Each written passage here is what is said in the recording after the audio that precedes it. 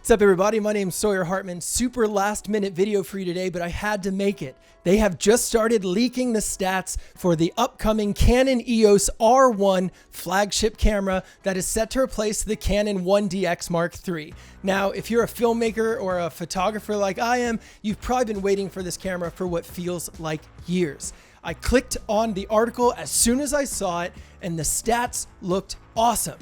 But I noticed that everyone was saying there is no possible way that these stats are correct. Even Canon rumors rated it a CR0, meaning it had zero credibility, that these features and upcoming functions and stats just could not be possible.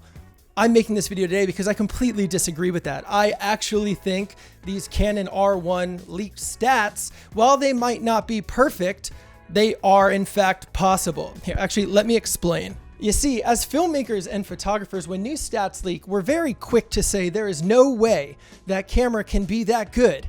It's our form of protecting ourselves and emotionally guarding ourselves so that when the camera comes out and is worse than we expected, we're not crushed. However, in the previous few years, Canon has actually proven me wrong with releasing the R5 that actually does shoot a beautiful 8K, and even releasing the C70, their entry-level cinema camera that far exceeded my expectations. So, because of that, I took a really good look at these proposed R1 leaked specs, and I do not think they're as far-fetched or crazy as the internet is saying they are. And I'm going to explain that here to you today. This is where it gets fun. Starting at the top of the leak, it is rumored that the Canon R1 has an 85 megapixel image sensor. It's able to shoot 85 megapixel stills at a 20 frame per second burst. But this is actually where it gets interesting, because it is rumored to be able to shoot 40 frames a second in the 21 megapixel images that we actually find in the 1DX Mark II and III. Right off the bat, I think this is the spec that most people were like, that is complete bullcrap. There is no way that Canon is going to be able to do that, because why wouldn't they have done that before? Here's actually how it's possible in my mind. The Canon R5 that I'm shooting this video on is dual pixel at 45 megapixel, meaning that there's actually 90 million pixels on this image sensor. So if you were able to take this sensor and instead of making it a dual array, you put it in a quad array, you would have more than enough pixels for the megapixel count. You could actually pull it off. And later on, you'll see that they said they have quad pixel AF, which leads me to believe this could actually be set out in a quad array. Tear me apart in the comments if you want, but I'm going to go ahead and be the first to tell you, I do not think an 85 megapixel image sensor on this camera is crazy. I actually think we will probably be seeing something very comparable to that, considering this is going to be the go-to camera for sports photographers with the Olympics coming up. I guess we'll see. So the next leak stat is that the R1 is actually going to have a global shutter rather than a mechanical shutter. And this is a game changer. It is huge, whether you're a filmmaker or photographer. Let me explain why. A traditional camera shutter is actually like a little flap that processes the image kind of from top down. This is why I'm sure when you've filmed inside, sometimes you get flickering lights, or if you're filming in a car, because of the horizontal movement, a lot of times you get rolling shutter as your mechanical shutter is recording different parts of the image. You get it. Global shutter will fix that. It will have no more flickering image, and you'll be able to whip and pan the camera without getting rolling shutter. Do I think this is actually real? I have no idea, but I really hope so. I have this feature in some of my cinema cameras, and it's an absolute game changer. The next stat was that it has 15.5 stops of dynamic range. The internet, of course, erupted again, saying that is impossible. That is way too much for a Canon sensor. In all honesty, if you look at Canon C70 and the C300 Mark III, they can already shoot 15 stops of dynamic range as is, and push to 16 stops of dynamic range with the dual gain, what is that called? Dual gain output sensor from Canon. So I think it's very possible, if there's been any kind of technological advances, we could be seeing 15.5 stops. I hope it's without the dual gain sensor though. At the end of the day, unless you're lighting your scenes super properly, you're probably not going to notice a massive difference. But we like seeing improvements in our cameras, especially when they have a price tag like this one. The next leak note was ISO 160 to 1,638,400. Now, to most of the world, this just looks like complete BS, right? But it's technically just like a mathematical multiplication of the light that's already in the image. So if they were able to get the sensor to have less noise, they could in fact magnify it more. You could make ISO 2.5 billion.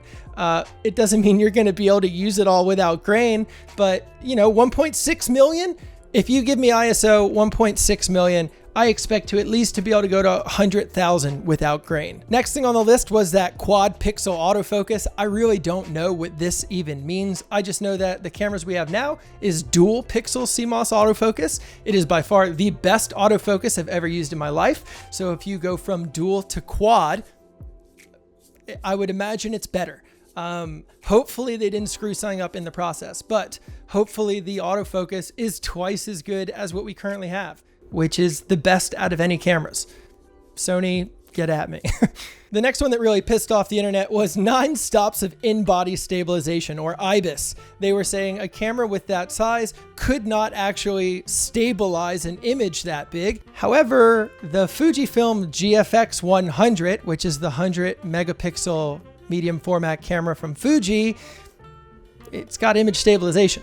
So we've debunked that one right there, and we can now move on. The rest of the leaks are all kind of cosmetic things, like a 3.5-inch diagonal 9.33 megapixel OLED rear screen. And it's reported that the rear screen is 1280 nit as well, which means it's bright enough that you can see it perfectly in the middle of a bright field in the middle of the sun. A lot of people on the internet were saying there is no way that they would be able to make a 9.3 megapixel screen. However, I come at you with this. While these stats would be better than any camera that is currently offered in the market, they're not actually impossible, because if you counted each color as a pixel like they do in the viewfinders, you would be able to get well above 9.33 megapixel. So, speaking of viewfinders, the R1's reportedly coming with a 9.44 megapixel, 120 hertz super speed EVF. It's the same as the Sony A1, so I definitely think that might be possible. It'll also be extremely nice to be able to watch 120 frames a second, preferably in 4K, on a 120 hertz monitor. You'll actually get to see every frame.